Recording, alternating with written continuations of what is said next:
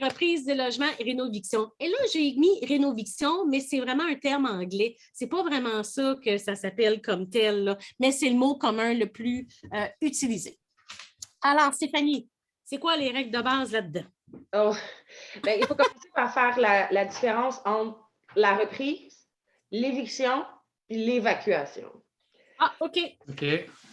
Parce que, bon, reprise, c'est pour loger un membre de sa famille de premier degré ou soi-même. Fait que loger mon enfant, loger ma conjointe parce qu'on est en période de séparation, ou tu sais.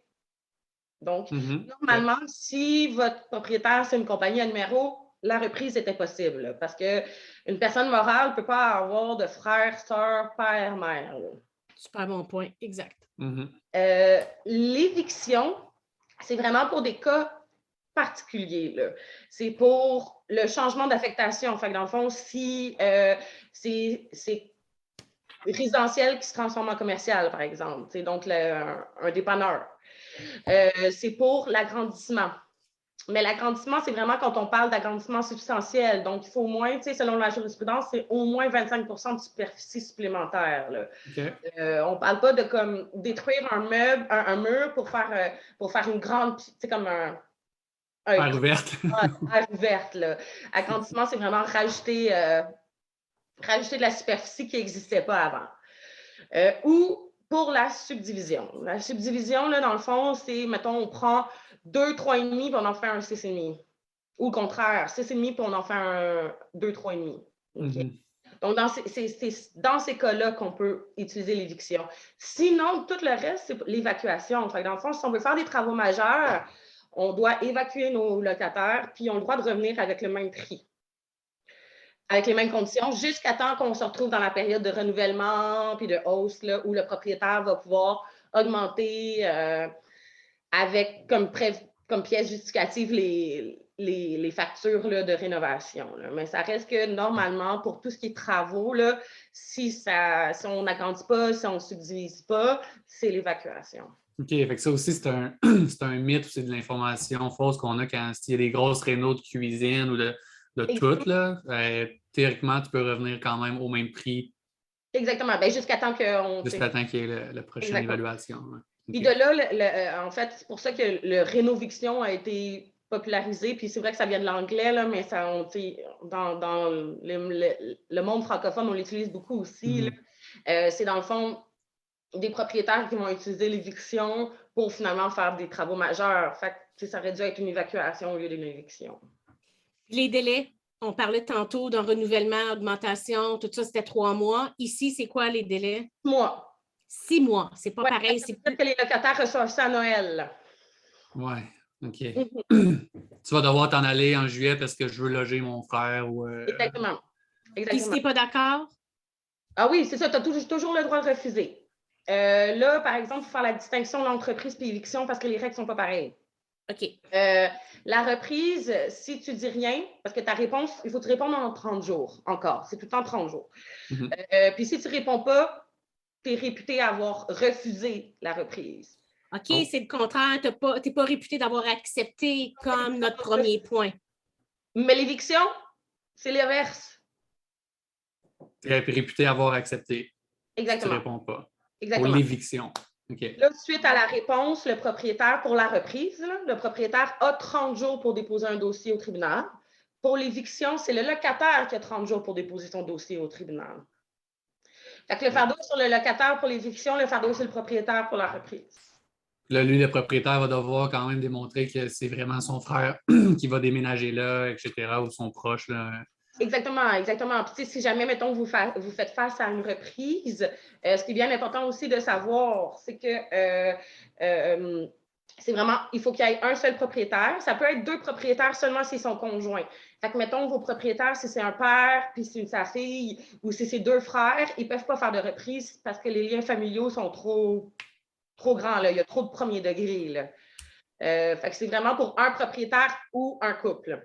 Okay? Si c'est une compagnie à numéro, pas de reprise. Si c'est plus qu'un propriétaire, pas de reprise.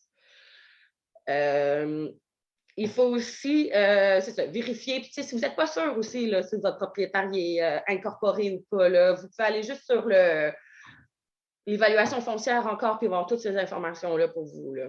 C'est public, là, ces informations-là. Puis, il y a des règles particulières pour les 70 ans et plus. Donc, on revient à la question que tu avais tantôt, Alexandre. Ouais. Donc, l'éviction, c'est-tu la même affaire pour les 70 ans et plus, la reprise puis l'éviction, ou c'est deux règles différentes? Exactement. Cette règle-là, c'est pour les deux. C'est pour les deux. Donc, c'est quoi par rapport aux 70 ans et plus, ou il y a d'autres règles? Oui, bien, c'est ça. Il y a 3 conditions, puis ils sont cumulatives. Il faut être âgé de 70 ans et plus. Il faut avoir habité dans son logement depuis 10 ans et plus. Puis, il faut avoir un revenu égal ou inférieur à le revenu qui nous permettrait d'avoir accès à un logement à loyer modique. Okay. Puis comment on fait pour calculer ça? C'est-tu disponible? Vous avez des grilles qui permettent encore aux gens? Je peux aller aussi sur le site là, de l'Office d'habitation. J'ai un blanc de mémoire de l'abréviation. Oui, l'Office municipal d'habitation, on va y revenir justement au point 5. C'est ça. C'est quoi les logements sociaux? OK. Exactement.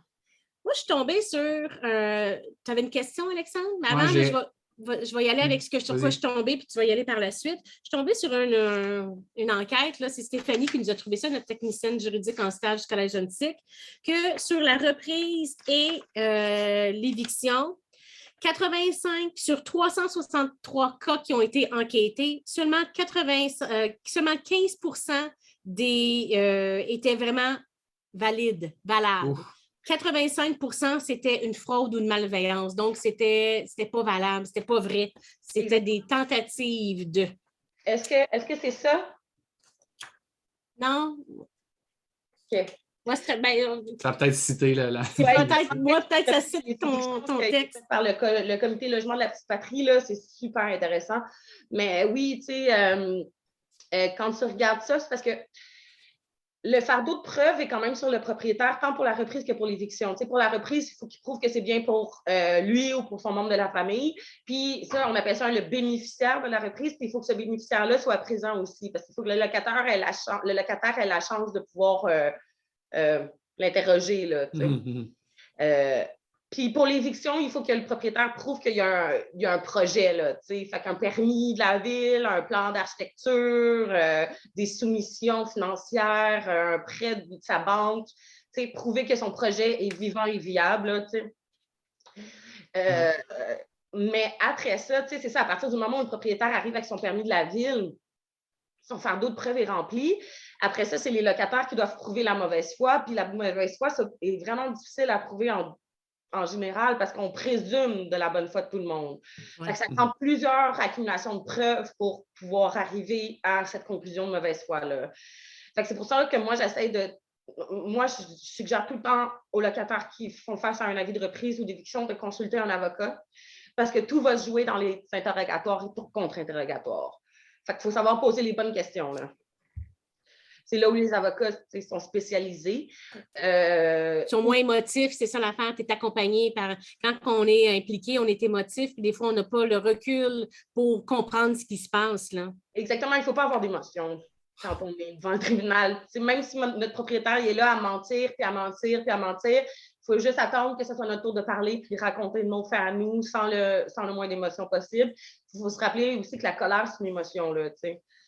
L'émotion, c'est pas juste pleurer, là, comme se fâcher aussi, là, ça va affecter sa crédibilité devant un juge. Là. Puis il faut rappeler, c'est ça, moi je rappelle tout le temps à mes locataires qu'ils ont 3 ans aussi après là, pour pouvoir faire un recours au tribunal si jamais ils réalisent que la reprise ou l'éviction avait été faite de mauvaise foi. C'est ça, c'est la prochaine question. OK, good. Ils ont 3 ans, OK. Ta question, Alex? Il y en a quelques-unes. Pour revenir à celle de Stéphanie tantôt qui demandait une amie propriétaire soit évincée et faire des vrais rénaux majeurs, que doit-elle offrir à sa locataire? 1 an renouvelé depuis 5 ans. Je comprends bien, mais le locataire va quand même avoir le droit de revenir après les... À moins qu'elle rentre dans les conditions de l'éviction, donc que ce soit un agrandissement ou de la subdivision. Sinon, c'est ça, il va falloir que le locataire ait le droit de revenir. Puis, parce que ça, c'est une autre question, les frais de relocalisation, c'est qui assume ça? Propriétaire? Oui, propriétaire, puis pas de loyer pendant les mois où on n'habite pas le logement, oui. Puis les relocalisations, ça veut dire comme, mettons, camion de déménagement. Oui, ou même un appartement, là, dans un autre appartement du propriétaire en attendant que les réparations soient faites. Là. OK, ah oui, à ce point-là. Mais là, mais si pendant l'évacuation, là, que je pense qu'on disait que ça s'appelait l'évacuation pendant les rénaux, c'est le propriétaire qui doit payer un loyer pour moi, c'est ça? Oui, qui doit vous héberger, oui. Qui doit assumer les frais là, de. Ouais. C'est pour ça que les propriétaires essayent de faire en même temps. Ça coûte c'est bien mieux d'évincer que d'évacuer, parce qu'un évincement, il n'y a pas de retour.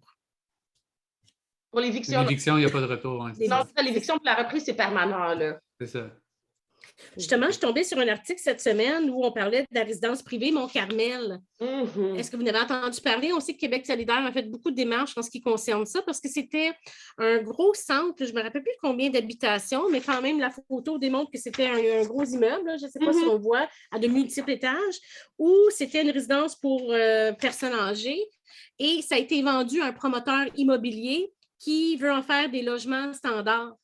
Exactement. Donc, ça s'appelle un changement d'affectation.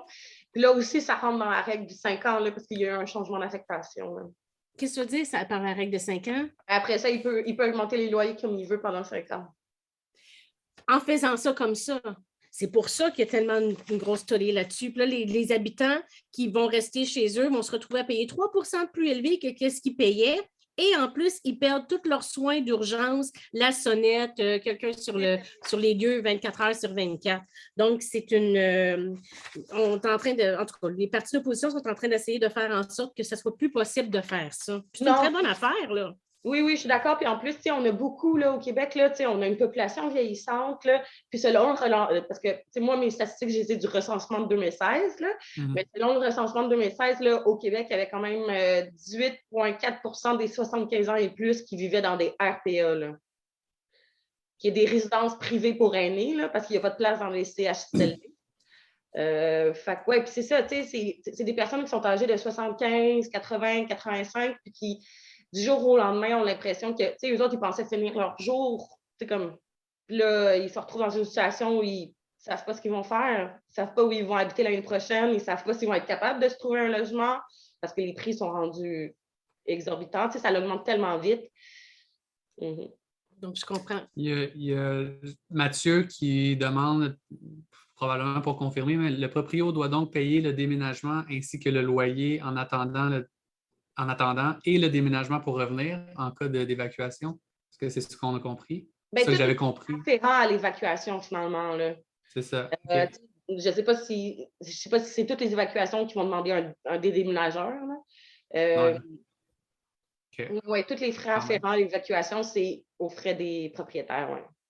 Y compris le loyer de l'appartement que je vais aller, dans lequel je vais aller habiter là, pendant ce temps-là.